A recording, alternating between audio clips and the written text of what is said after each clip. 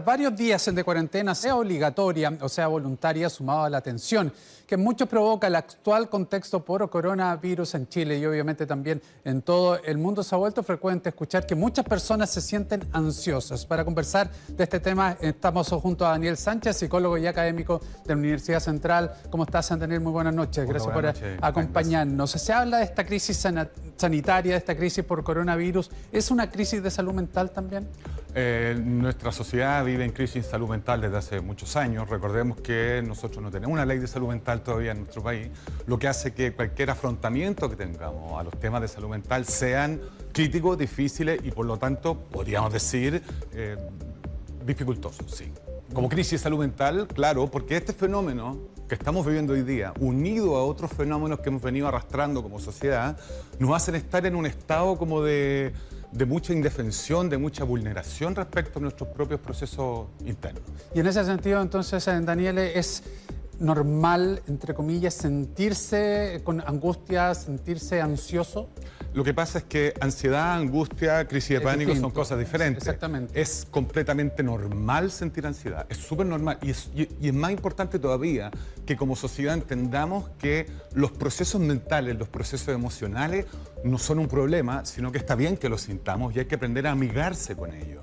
Y todas estas situaciones que nos generan un estado como de alerta, un estado como de incertidumbre, la respuesta propia del organismo es declararse en estado de ansiedad, como de alerta, por decirlo así. ¿Y cómo uno se hace amigable con este estado? Naturalizándolo, efectivamente decir, ¿sabes qué? Tengo una dificultad, me está pasando esto frente a la cuarentena, resulta que siento que no puedo controlar lo que me pasa. Compártelo, dialóguelo, háblelo con las personas que estima valiosas a su alrededor, socializarlo. En el caso de los niños también sienten grado de ansiedad. Hay que hablar con los niños, hay que reconocer su estado emocional y hacerlo entender como algo que es normal. Es normal la ansiedad cuando podemos controlarla. La ansiedad es patológica cuando el organismo, cuando nosotros, con nuestra estructura, no tenemos herramientas para poderla controlar. Una manera de controlarla es tomar conciencia de lo que nos está pasando. Te pongo un ejemplo. La gente que tiene temor o las personas que tienen miedo al coronavirus, lo que hay que preguntarse es miedo y temor respecto de qué, porque al coronavirus no le tenemos miedo. Tenemos miedo a contagiarnos de, tenemos miedo a enfermarnos de, tenemos miedo a contagiar a las personas mayores, tenemos temores a quedarnos sin empleo. El coronavirus no es lo que nos genera temor, ansiedad o angustia, sino que son los efectos derivados del coronavirus. Por lo tanto, frente al miedo, siempre hay que reformularse el miedo que nosotros sentimos. Ahora, ¿a qué le tengo miedo realmente? ¿Qué es lo que me paraliza el coronavirus?